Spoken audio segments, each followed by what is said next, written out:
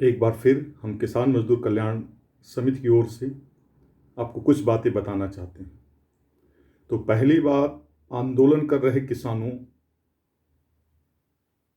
ये तो पहले से ही लग रहा है ये राजनीतिक ही ज़्यादा है, क्योंकि पंजाब के किसान कितने संगठित हैं मुझे तो नहीं पता, और जो लोग इतने संगठित हैं तो उन्हें आंदोलन करने की क्या ज़रूरत, उनका तो कोई शोषण भी नहीं कर सकता। दूसरी बात, जो सबसे महत्वपूर्ण बात है, आप जो उत्पाद हैं उनका निर्धारण कैसे करते हैं।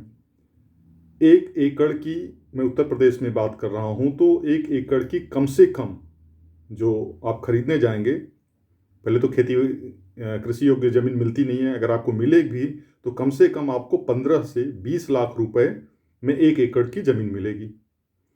अगर 15-20 लाख रुपए आप बैंक में जमा कर देते हैं, तो मैं अगर 5% का कम से कम इंटरेस्ट लगाऊं तो आपको 45,000 से, यानी 45 से 50,000 के करीब आपको सिर्फ उस जमा हुए पैसे का इंटरेस्ट मिल जाता।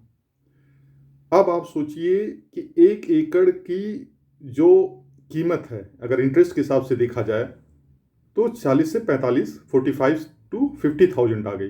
अब उस पर आप फसल का उत्पादन करते हैं, तो पहली बात, कुछ फसलों को छोड़ दिया जाए जिसमें काफ़ी आपको श्रम भी करना पड़ता है, उसकी लागत भी आती है, तो शायद ही आपको 45,000 रुपये फसल की कीमत ही मिले। जबकि देखा जाए तो उस जमीन की अगर रेंटल वैल्यू में निकालूं तो 45 टू 50,000 हुआ, और जिसमें 45 या 55,000 उस पर उत्पन्न उत्पाद की ही कीमत नहीं है। तो आप बताएं, चाहे पंजाब गवर्नमेंट हो या हरियाणा हो या राहुल गांधी हो, जो लोग कह रहे हैं कि वो किसानों के बहुत बड़े हितैषी हैं, तो आप मूल्य निर्धारण के लिए क्यों नहीं आगे आते। अभी कृषि उत्पाद के दाम बढ़े हैं तो महंगाई, प्रॉपर्टी के दाम बढ़ गए।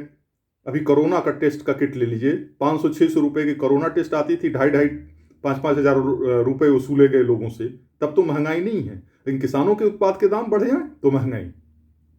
तो मैं यही भी किसान संगठनों से पूछना चाहता हूं, आप इस मुद्दे को क्यों नहीं उठाते कि जो मूल्य का निर्धारण हो रहा है वो ही कितना सही है।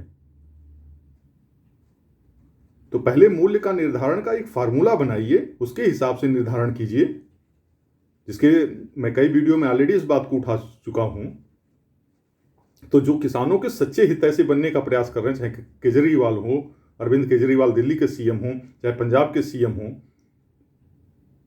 या बाकी और भी जो विदेशों के सिख हैं, मुझे पता है कि विदेशों को सिख कैसे कैसे लीगली और इलीगली वे में जाके वहाँ बस गए, और क्योंकि बाहर की कंट्रियों में श्रम की ज़्यादा कीमत होती है, आईटी प्रोफेशनल से ज़्यादा एक श्रमिक पैसे कमा सकता है, मजदूर कमा सकता है, तो इस तरह उन्होंने काफ़ी पैसे बना लिए। तो बड़े बड़े आंदोलन चलाइए, अच्छी बात है, लेकिन हक की लड़ाई ठीक से तो लड़िए। आपको हक की लड़ाई भी लड़ना नहीं आता। तो मुझे उम्मीद है कि मेरा वीडियो देखने के बाद आप खुद ही एक टेंटेटिव है, मैं कोई किसान नहीं हूं, मैं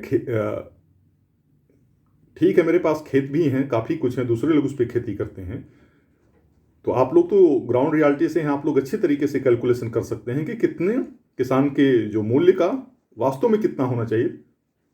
30-40% आप अपना प्रॉफिट मार्जिन पहले दिखाई कि अगर प्रॉफिट मार्जिन में 40% भी लेता हूँ, रिस्क फैक्टर भी है, आपका स्टोरेज कास्ट है, तो किस मंथ में कितना होना चाहिए। इस भारत के प्रधानमंत्री, बाकी नेताओं को अक्ल नहीं है, तो मैं उस पर बैठूंगा, क्योंकि मैं इसलिए ज़्यादा उसमें डिटेल में नहीं जाता, क्योंकि मैं कुछ भी बना के दे दूंगा तो मेरी तो कोई वैल्यू है भी नहीं ना। मैं तो एक सिंपल सा इंसान हूँ भाई, मेरी क्या पूछ। लेकिन जिनकी पूछ हो रही है, जिनकी वैल्यू है, आप एक तार्किक व्यक्ति में तो आगे आइए। हमारा वीडियो देखने के लिए धन्यवाद, और हम उम्मीद करते हैं कि ये वीडियो आपको कुछ ज्ञान दिया होगा कि कैसे किसानों के साथ शोषण हो रहा है, और जो भी आंदोलन कर रहे हैं वो वास्तव में किसानों के शोषण के लिए उनका आंदोलन एक तरह से निष्प्रभावी है, कोई प्रभाव नहीं डालेगा। धन्यवाद।